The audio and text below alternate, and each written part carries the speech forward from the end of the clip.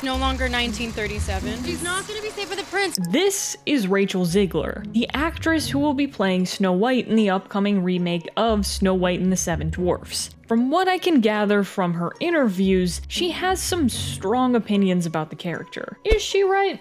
Or are we a little bit off the rails here?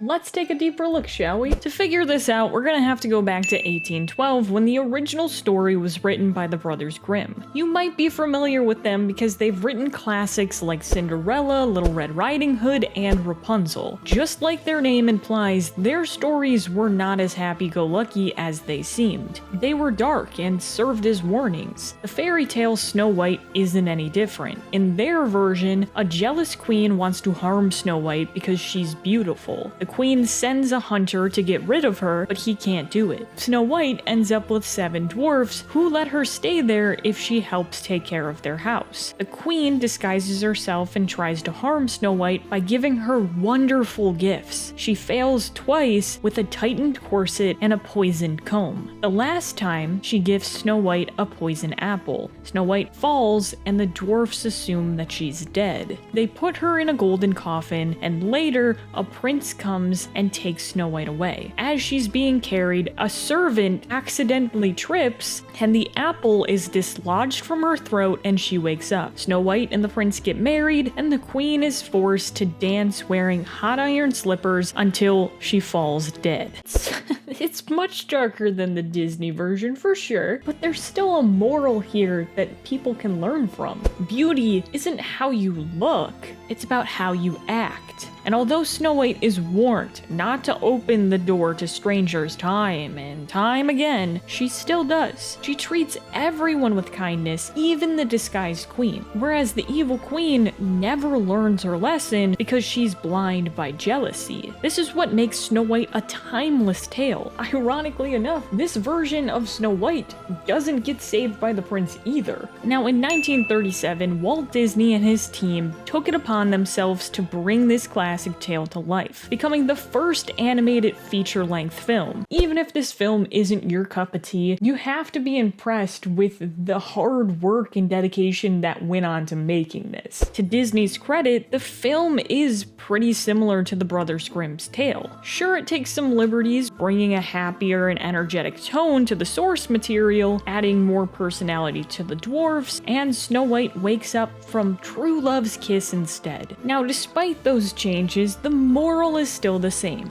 Inner beauty will always outshine outer beauty, and although Snow White was treated poorly by the queen, forcing the young princess to be a maid and try to harm her twice, Snow White's kind heart never falters, happily scrubbing the steps of the palace to happily cleaning the dwarf's home. Snow White is just a happy character who will do nice things for others. The Brothers Grimm and Disney understand that her kindness is what makes her who she is. Now, not only did this film achieve the unachievable in the world of animation, it brought a happier tone to a very dark time. In 1937, the Great Depression was still taking a great toll around the world. Films like Snow White transported viewers into a magical world.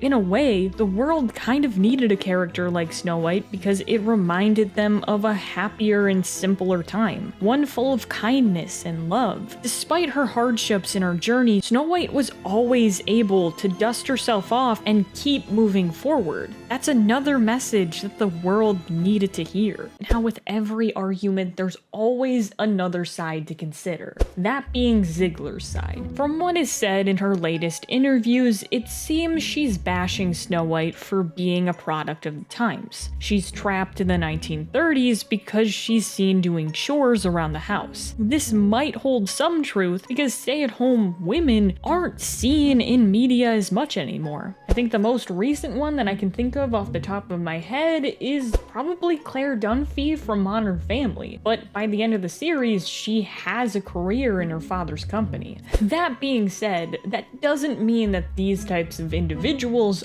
are less important. If that's what you want to do, then awesome. But in Hollywood, these types of characters were more products of the 50s and 60s television. These women were seen cleaning and cooking and providing for their families. Staying at home was their job. That was it. I can understand why some like Zegler would be opposed to this type of behavior. Some might think that these individuals never got to pursue their passions. This might be true in some cases, but they still are supporting their family, and in a way kind of makes them directors of the household. If they're not there, everything falls apart. As for her other argument about the prince, Big focus on her love story with a guy who literally stalks her. I can agree that going up and kissing corpses, a little weird. But is Snow White a love story? I mean, kind of. I am gonna be 100% honest here. I have no idea what this prince's name is. Does he even have one? I am not going to attempt to pronounce that. If I didn't even know his name before Googling it, that's kind of how irrelevant he is to the whole plot. Sure, he comes to sing a song and kiss her at the end, but other than that, kinda just there. So I wouldn't categorize this film as a love story. It could be possible that Zegler might be getting confused with the 2012 film Snow White and the Huntsman with Kristen Stewart and Chris Hemsworth.